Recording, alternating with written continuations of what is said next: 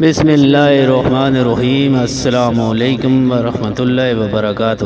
ایک مرتبہ خلیفہ ہارون الرشید مکہ مکرمہ میں آیا تو عوام کو طواف کرنے سے روک دیا تاکہ وہ خود تنہا طواف کر سکے۔ جب وہ طواف کرنے لگا تو جھٹ سے ایک اعرابی نے سبقت لے کر اس کے ساتھ طواف کرنا شروع کر دیا۔ ہارون الرشید کو یہ بات ناگوار گزری اور اپنے حاجب کی طرف دیکھا۔ حاجب نے اپنی بادشاہ کی مرضی پا کر اعرابی سے کہا، میاں یہاں سے ہٹ جاؤ تاکہ امیر المومنین طواف کر سکے۔ اعرابی نے جواب دیا، خدا کے نزدیک اس مقام میں چھوٹے بڑے، ادنا اعلیٰ، امیر غریب اور راعی و رعایا سب برابر ہیں۔ یہاں کون چھوٹا اور کون بڑا ہے؟ جاؤ، میں نہیں ہٹتا۔ ہارون الرشید نے اس کی گفتگو سنی تو حاجب سے کہا، اسے رہنے دو۔ اس کے بعد ہارون الرشید حجر اسود کو چومنے کے لیے آگے بڑھا تو اعرابی نے سبقت لے کر حجر اسود کو پہلے چوم لیا۔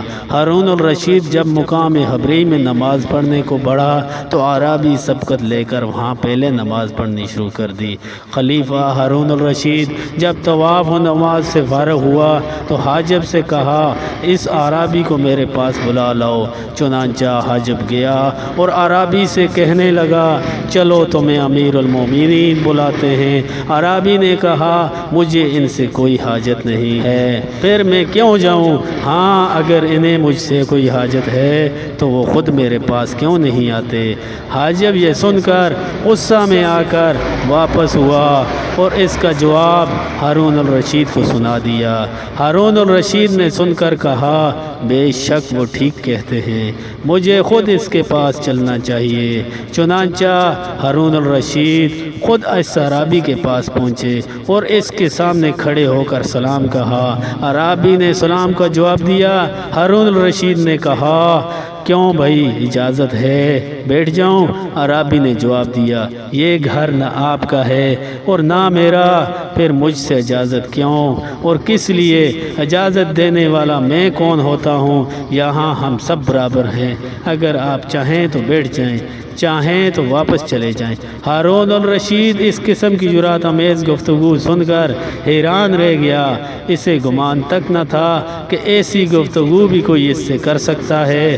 پھر وہ اعرابی کے پہلو میں بیٹھ گیا اور کہنے لگا، میاں اعرابی، میں تم سے تمہارے فرض کے متعلق پوچھتا ہوں، کیا تم بتا سکو گے؟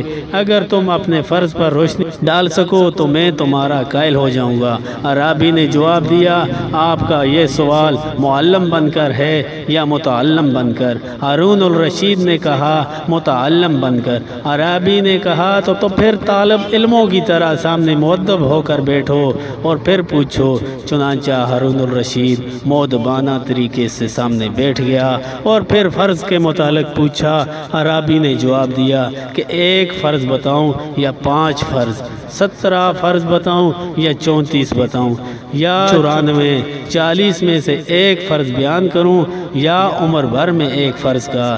یہ تفصیل سن کر ہارون الرشید طنزیہ مسکرا کر کہا، میں نے تم سے 1 فرض کا پوچھا ہے اور تم دنیا بھر کا حساب لے بیٹھے ہو۔ اعرابی نے کہا، ہارون، اگر دین میں حساب نہ ہوتا تو قیامت کے روز خالق مخلوق سے کبھی حساب نہ لیتا۔ خدا کا ارشاد کیا یاد نہیں؟ ہارون الرشید جب یہ سنا اعرابی نے اس کا نام لے کر اسے مخاطب کیا ہے اور اسے امیر المومنین نہیں کہا تو غصے میں آ گیا، اور جب غصہ سرد ہوا تو کہنے لگا، قسم بخدا، اگر تم نے میرے سوال کا جواب نہ دیا تو میں تجھے صفا اور مروہ کی پہاڑیوں کے درمیان ہلاک کروا دوں گا۔ حاجب نے کہا، امیر المومنین جانے دیجئے، اس حرم شریف کے طفیل، اس کی جان بخشی فرما دیجئے۔ اعرابی یہ سن کر کھلکھلا کر خوب ہنسا۔ ہارون الرشید اور بھی زیادہ حیران ہوا اور پوچھا، اس قدر کیوں ہنسے؟ اعرابی نے جواب دیا، تم دونوں کی موضوع خیز گفتگو سن کر کہ ایک تم دونوں میں سے ایسی موت لے کر آنے کا مدعی ہے جو آئی نہیں، اور دوسرا ایسی موت کو ہٹا رہا ہے جو آ چکی ہے، بھلا ایسی نامعقول باتیں دنا تسلیم کر سکتا ہے؟ ہارون الرشید یہ سن کر بے حد نادم ہوا اور منت سے کہنے لگا بھائی اب تو مجھے تمہارے جواب کا بے حد شوق ہے، برائے خدا میرے سوال کا جواب ضرور دو۔ عرابی نے کہا تو لو سنو، تمہارا سوال اس فرض کے متعلق ہے جو خدا نے مجھ پر کیا ہے، تو خدا کے مجھ پر بہت سے فرائض ہیں، میں نے تم سے ایک فرض کہا تھا وہ تو دین اسلام ہے، اور جو 5 فرض کہے تھے وہ 5 نمازیں ہیں، اور جو 17 فرض کہے تھے وہ دن رات کے 17 رکعات ہیں، اور جو 34 فرض بتائے وہ دن رات کے سجدے ہیں، اور جو 94 فرض وہ ان سب رکعات کی تکبیرات ہیں، اور جو میں نے 40 میں سے ایک کہا تھا وہ 40 دینار میں سے 1 دینار کی زکوٰۃ، اور ساری عمر میں ایک فرض بتایا وہ حج ہے۔ ہارون الرشید عرابی کے حسن و بیان اور تشریح مسائل کو سن کر بے حد مسرور ہوا اور اس کے دل میں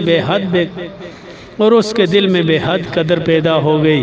اس کے بعد عرابی نے کہا آپ کے سوال کا جواب تو میں نے دے دیا، اب میرے بھی سوال کا جواب کیا آپ دیں گے؟ ہارون الرشید نے کہا ہاں پوچھئے۔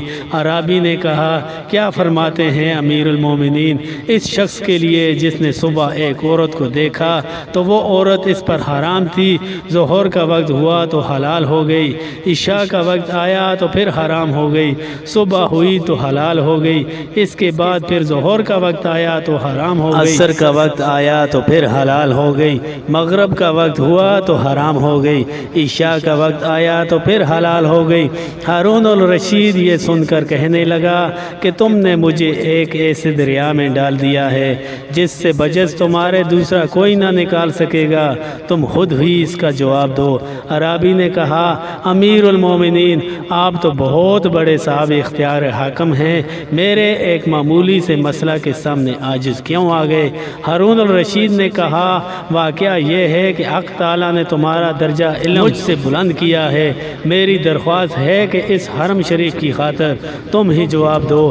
عرابی نے کہا بہت اچھا، تو سنیے وہ ایک ایسا شخص ہے جس نے صبح کسی دوسرے کی لونڈی کو دیکھا جو اس پر حرام تھی، ظہر کا وقت آیا تو وہ لونڈی اس نے خرید لی، اب وہ اس پر حلال ہو گئی، عصر کے وقت اس نے اسے آزاد کر دیا تو وہ پھر اس پر حرام ہو گئی، مغرب کے وقت اس نے اس سے نکاح کر لیا تو پھر حلال ہو گئی، عشاء کے وقت اس نے طلاق دے دی تو وہ پھر حرام ہو گئی، صبح اس نے رجوع کر لیا تو پھر حلال ہو گئی، ظہر کا وقت آیا تو وہ شخص مرتد ہو گیا وہ پھر اس پر حرام ہو گئی، عصر کے وقت وہ شخص پھر مسلمان ہو گیا تو اس کی عورت پھر اس پر حلال ہو گئی، مغرب کے وقت وہ عورت مرتد ہو گئی پھر وہ حرام ہو گئی، عشاء کا وقت آیا تو وہ پھر مسلمان ہو گئی لہٰذا پھر حلال ہو گئی۔ خلیفہ ہارون الرشید یہ تفصیل سن کر حیران و ششدر رہ گیا اور اس عرابی کو 10,000 دینار دینے کا حکم دیا۔ جب یہ دینار عرابی کو پیش کیے گئے تو اس نے کہا کہ یہ درہم ان کے اہل کو دے دو، مجھے ضرورت نہیں۔ ہارون الرشید نے کہا کیا میں تمہارے نام کوئی جاگیر کر دوں جو عمر بھر تمہارے لیے کافی ہو؟ عرابی نے کہا جس نے تمہارے نام ملک کر رکھا ہے وہ چاہے گا تو میرے نام بھی کوئی جاگیر کر دے گا، تمہارے واسطے کی ضرورت نہیں۔ ہارون الرشید وہاں سے لوٹا اور اس عرابی کے متعلق دریافت کیا تو لوگوں نے بتایا کہ یہ حضرت امام جعفر صادق رضی اللہ تعالیٰ عنہ کے صاحبزادے حضرت موسیٰ رضی اللہ تعالیٰ عنہ ہیں جنہوں نے زاہدانہ زندگی اختیار فرما رکھی ہے۔ خلیفہ ہارون الرشید نے یہ حقیقت سن کر الٹے پاؤں دوڑ لگا دی۔ حضرت موسیٰ رضا بن جعفر صادق بن محمد علی بن ابی طالب رضی اللہ تعالیٰ عنہ کی پیشانی کو چوم لیا۔ اللہ تعالیٰ سے دعا ہے اللہ تعالیٰ ہمیں بھی نبی پاک صلی اللہ علیہ وسلم کی اتباع کرنے کی توفیق عطا فرمائے، آمین ثم آمین۔